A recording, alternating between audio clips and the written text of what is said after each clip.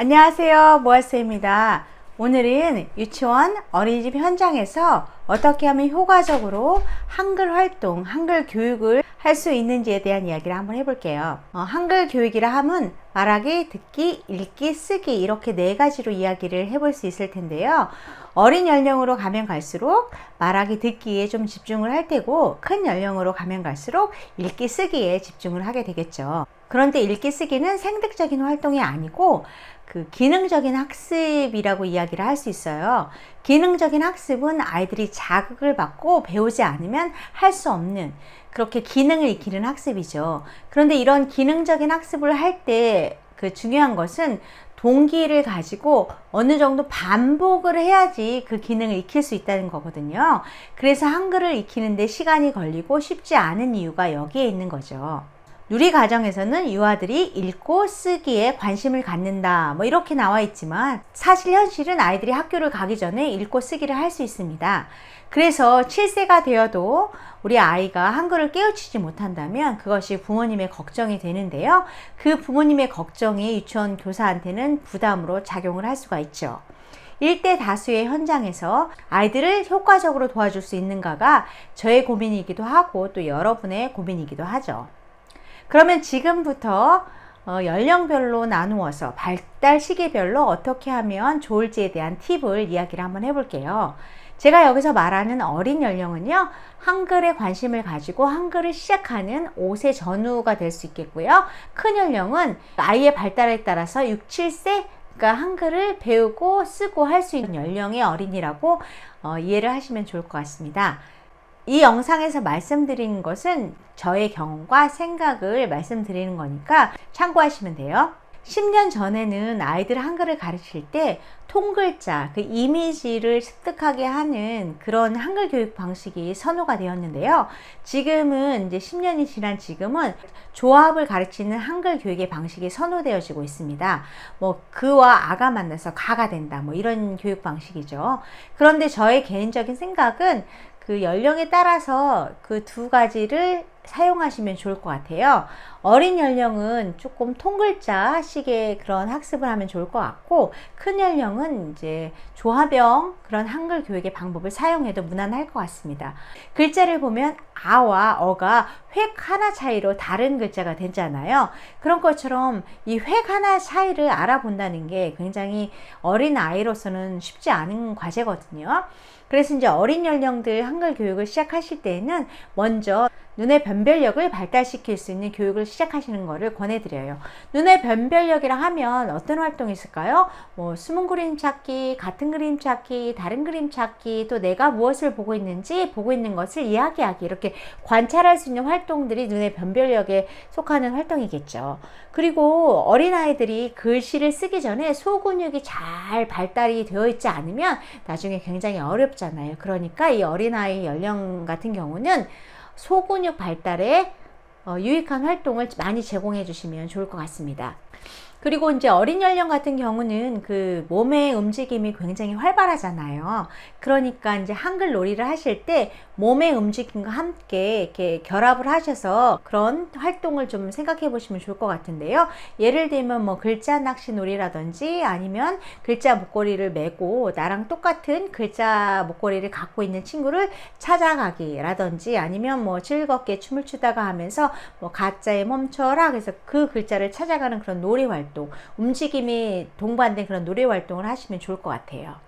그리고 요 연령의 아이들이 음악이나 노래도 굉장히 좋아하잖아요. 그러니까 요새 시중에 보시면 그런 한글 배우는 노래들이 굉장히 많거든요. 그런 노래를 그냥 이야기 나누기 전이라든지 동화 시간 전이라든지 이렇게 함께 부르면서 자연스럽게 익히는 것도 좋은 방법 중에 하나이죠. 저희 반에는 제가 이제 이름 연필을 만들어 놓거든요. 아이들이 그림을 그린다든지 아니면 물감놀이를 하면 제가 이름을 써주는 게 아니라 그 연필 끝에 화려한 깃털을 달아서 빛에 두고 아이들한테 너희들이 이거는 이름을 쓰는 연필이다. 놀이를 할 때마다 물감놀이를 한다든지 그림을 그릴 때 먼저 이름을 쓰고 할 수 있도록 소개를 시켜주면 우리 아이들이 자기 이름 카드를 가져다가 이름을 이렇게 베껴 쓰는 것을 볼 수 있는데요. 그러면서 굉장히 재밌게 해요. 그렇게 반복하다 보면 내 이름을 쓸 수 있게 되더라고요.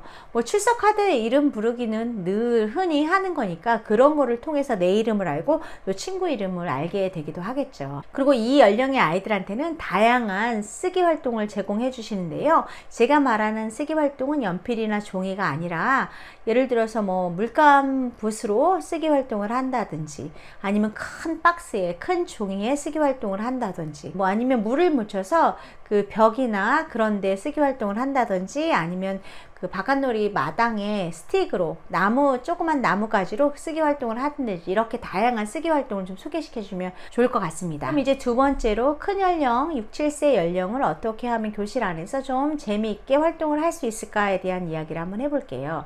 아까 제가 말씀드렸듯이 한글은 기능학습적인 면이 있기 때문에 반복을 해야만 배울 수가 있어요. 그래서 저 같은 경우는 그 날짜판이나 요일판을 제가 만들어주지 않고 그 화이트보드를 준비하고 그 다음에 거기에 프린트를 해 놓습니다. 뭐 잘 쓸 수 있는 아이들은 오늘은 몇 월 며칠 무슨 요일입니다 혼자 쓰기도 하지만, 잘 쓸 수 없는 아이들은 제가 이제 미리 준비해 놓은 것을 가지고 아이들이 그것을 이렇게 베껴 쓰는 그런 코너를 만들어 놓기도 하고요. 또 그 옆에는 아침에 등원해서 꼭 한 번씩 쓸 수 있는 오늘의 글자판을 만들어서 아이들이 오늘의 글자를 이렇게 쓸 수 있는 그런 활동을 하기도 했습니다. 그리고 한쪽 코너에 카드를 만들 수 있는 코너를 계속 비치해줘서 그 내용물을 바꿔주는 거죠.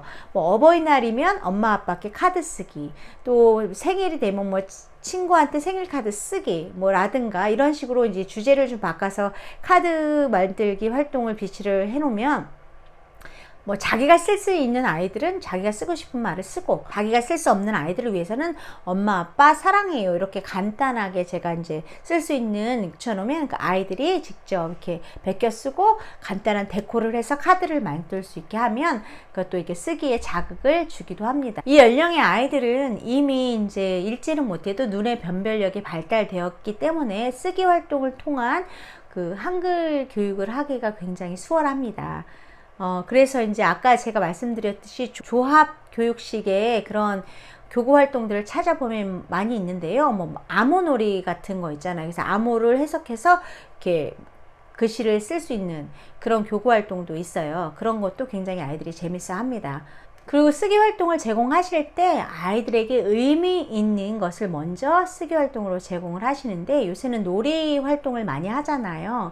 그래서 시장놀이 같은 경우에는 뭐 시장보기 목록을 적어본다든지, 아니면 산타크로스 할아버지한테 받고 싶은 선물들을 적어본다든지, 아니면 나와 친한 친구 이름 친구 책을 만들어 본다든지, 이런 식으로 아이에게 유의미한 활동들을 가지고 쓰기 활동에 접근하시면 동기화를 훨씬 더 잘 시켜줄 수 있거든요. 그러니까는 반복하면서도 지루하지 않게 아이들이 학습할 수 있습니다. 놀이 활동을 하다 보면 글씨 쓰기를 잘하는 아이들한테 글씨 쓸 기회가 많이 가는데요. 선생님이 조금만 생각하셔서 글씨를 잘 쓰지 못하고 읽지 못하는 아이들에게도 똑같은 기회가 갈 수 있도록 자꾸 격려를 해주시면 좋을 것 같아요. 예를 들어서 뭐 빵가게 놀이를 한다 그러면 빵 메뉴 같은 거는 굉장히 쓸 게 많으니까 당연히 이제 속도가 빠른 글씨를 잘 쓰는 친구들이 쓰겠지만, 빵가게 간판 만들기라든지 이런 간단한 글씨 같은 경우는 조금 이제 연습이 필요한 친구가 쓸 수 있도록 해주시는 것도 좋을 것 같아요. 놀이의 세 가지 요소가 있잖아요. 자발성, 주도성, 즐거움. 그래서 놀이 활동을 할 때 이 세 가지 요소를 고려하셔서 아이들이 주도적으로, 자발적으로 또 즐거움을 느끼면서 할 수 있도록 해주신다면 좋을 것 같아요.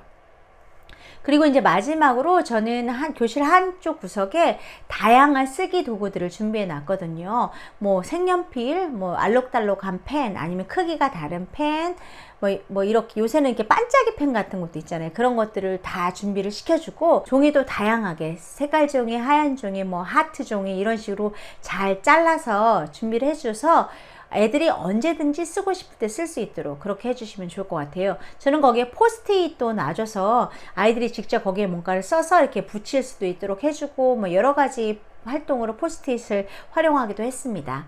오늘 영상은 여기까지고요. 제가 다음에 기회가 된다면 좀 더 구체적인 한글 놀이 활동을 소개하는 영상을 한번 올려보도록 하겠습니다. 지금까지 시청해 주셔서 감사하고요. 그럼 저는 다음 영상에서 만나 뵙도록 하겠습니다. 감사합니다.